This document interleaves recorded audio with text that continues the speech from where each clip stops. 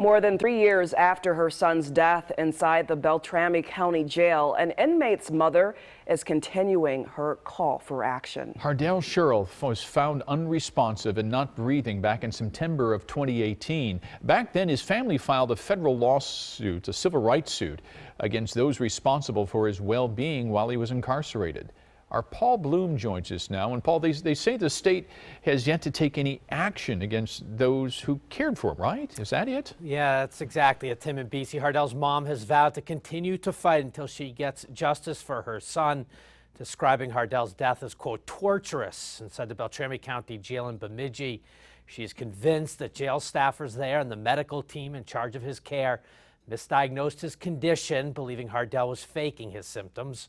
Well, today, Shea Perry, the founder of the group Be Their Voices, leading other advocates in protest here outside the Minnesota Board of Medical Practice in St. Paul. Those chants, "End Mend Now." Mend is the jailhouse healthcare provider employed by Beltrami County during this horrifying death of Hardell 3 years ago. You may remember Hardell's worsening symptoms captured there on in-house jail cameras over several days. His mom filing a federal civil rights lawsuit against those responsible for her son's care, including Mend.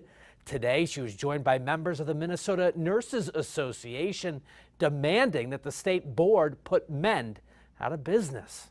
It's time to take a stand because it's time to end Mend. We cannot continue to just stand by and allow this to happen. Because what if this were your son or daughter? You'd be out here like I am too, fighting tooth and nail.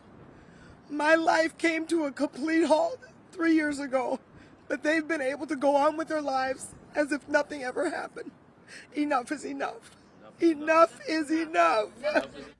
Couple more notes here. Shea Perry helped pass the Hardell-Sherrill Act with bipartisan support, and that improves standards and conditions inside the state's correctional facilities. Her federal lawsuit connected to her son's death continues, though earlier this year, one of the parties, Sanford Health and its hospital up in Fargo, where Hardell was briefly taken while his condition was deteriorating, ended up settling for an undisclosed amount of money.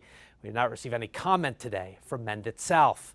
We're live in the newsroom. Paul Bloom, Fox 9, Tim. All right, Paul. Well.